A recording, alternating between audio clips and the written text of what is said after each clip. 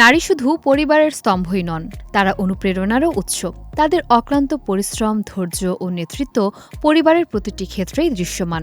তাদের এই অবদানের স্বীকৃতি হিসেবে প্রতি বছর ৮ মার্চ উদযাপিত হয় আন্তর্জাতিক নারী দিবস।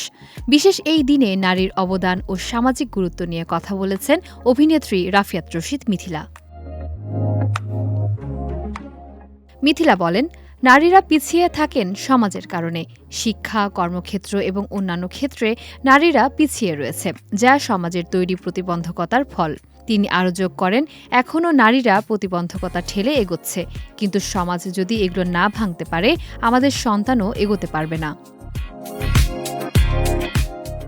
নারীর অবদান মূল্যায়নের আগে তাদের স্বাধীনভাবে বাঁচতে দেওয়া জরুরি। মিথিলা উল্লেখ করেন, বর্তমান যুগে ট্রিপল বার্ডেন, ঘর, বাইরের কাজ ও সন্তান পালনকে মহিমান্বিত করা হচ্ছে, যা প্রয়োজন নেই। নারীরা এখনও রাতের বেলা রাস্তায় নিরাপদে হাঁটতে পারে না বা বাসে নির্দ্বিধায় যাতায়াত করতে পারে না। মিথিলা বলেন, শোবিজসহ সকল ক্ষেত্রে নারীরা হয়রানি ও হ্যারাসমেন্টের মুখোমুখি। শোবিজে গ্ল্যামার থাকলেও নারীদের সামাজিক বিচার ও জাজমেন্ট এখনও বিদ্যমান। হাত বা কোমর দেখা গেলেই মন্তব্য শুরু হয়।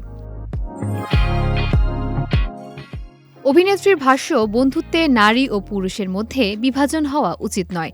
নারীর ক্ষমতায়ন ও সমতা শুধুমাত্র যোগ্যতার মাধ্যমে সম্ভব। সামাজিক প্রতিবন্ধকতার দূর না হলে পূর্ণ সমতা কখনো আসবে না।